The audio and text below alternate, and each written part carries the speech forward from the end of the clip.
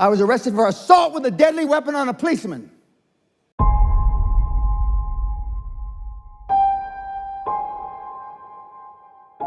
I've had people with 80 IQ, like Forrest Gump, and I've had people with 180 IQ. The guy with the 80 IQ did 400 million pound transaction, and the guy with 180 IQ did a 40 million pound transaction. So IQ's got nothing to do with it. But the guy with the 80 IQ wanted it more than he wanted oxygen in his lungs. And he was willing to die trying. It's the difference between myself and most of you in this audience, myself and most of the people in all the audiences, Steve Jobs and most of the people in the audiences, Elon Musk and most of the people, is they have extraordinary work habits. Most of you don't like the idea of working 100, 120 hours a week. Elon Musk has said many, many times in the last few years, a guy that works 100 hours a week, I would rather have than a guy that works 40 hours a week because he's going to get the job done twice as fast. I'm not looking for maximum IQ. I'm looking for maximum horsepower in work ethic. I'm looking for perspiration, not inspiration. Difference between the high performance people that I'm going to talk about in the next few minutes is they have lived a life of stretching their comfort zone. They now are living to be always uncomfortable. 70% of the day you waste. Some of you, 95% of the day you waste. Those of you that are addicted to social media, 95% of the day you can waste. What benefit has social media, other than it's made me richer than I was before, what benefit has social media done for you? Now, I know some of you will argue, I sell on Facebook, right? But not everybody sells on Facebook. Not everybody uses social media as a sales tool. Sales tools aside, what single thing has social media done for humanity to date, other than made Zuckerberg rich? I'm talking about Facebook now. You've become addicted to it. And one of the things that I recommend, and when Dan recommends it, it means, listen, fucking meathead, you do this you don't do this at your own peril, is to get off social media. By the way, the high performance people, the kids that are on the Hall of Fame, my Hall of Fame, have 4 or 5 characteristics. I'm going to name just 2 or 3 of them. Number 1, they give up social media, unless they're selling on it.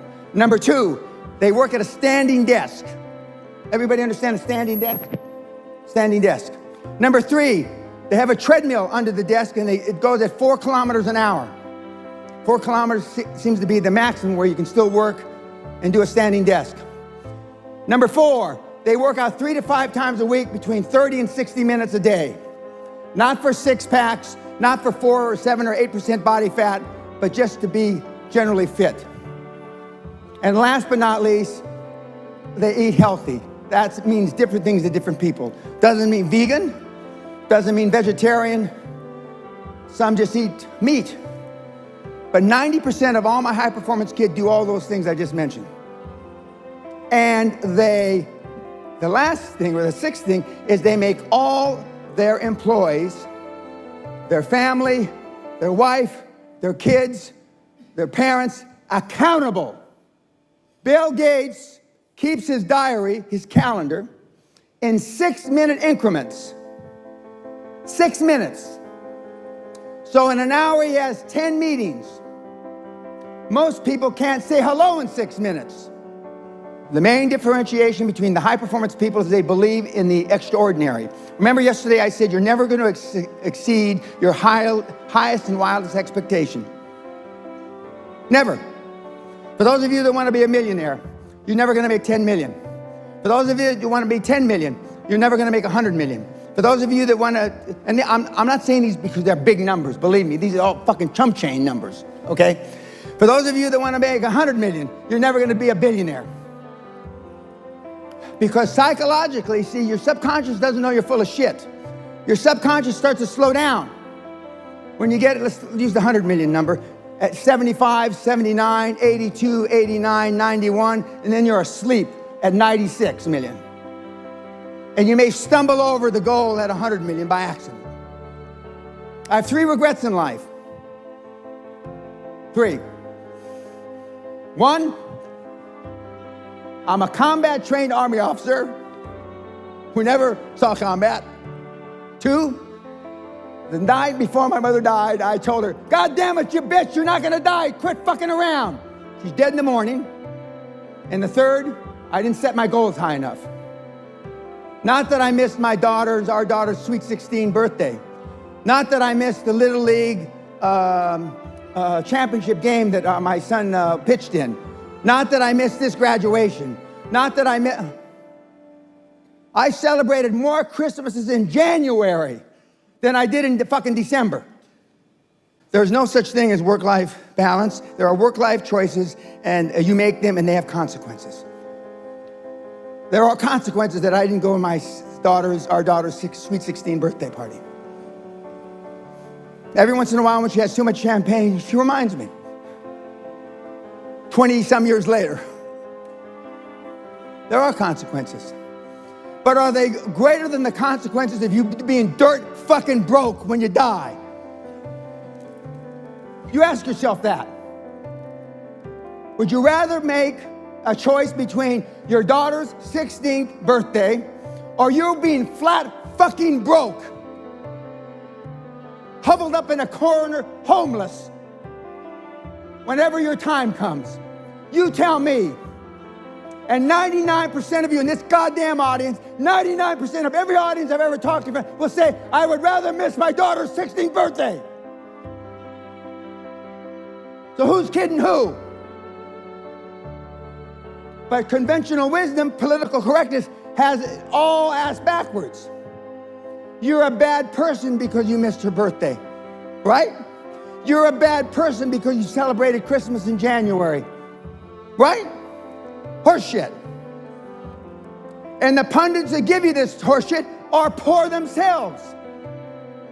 Those people that you're going to the sports bars, those are your friends. Then there's just general pessimists.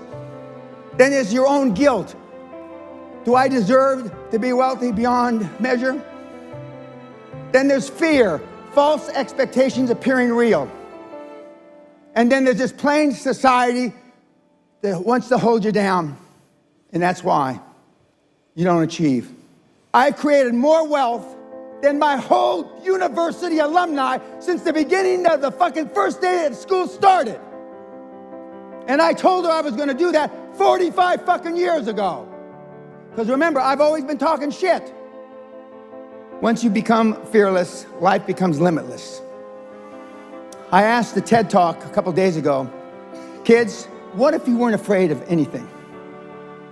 How would your life have changed? I'll ask you the same question. What if you were afraid of nothing? Nothing. Man, beast, financial bankruptcy, nothing. Do you understand what that would mean? There are people on this planet, one of which is standing on this stage. I'm not afraid of anything. I should be dead by now.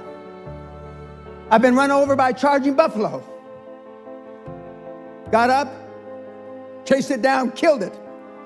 Killed a Kodiak bear with a knife. You can't kill me. I believe that with all my heart. You can't fucking kill me. I'm one of the last Neanderthal bad motherfuckers still around.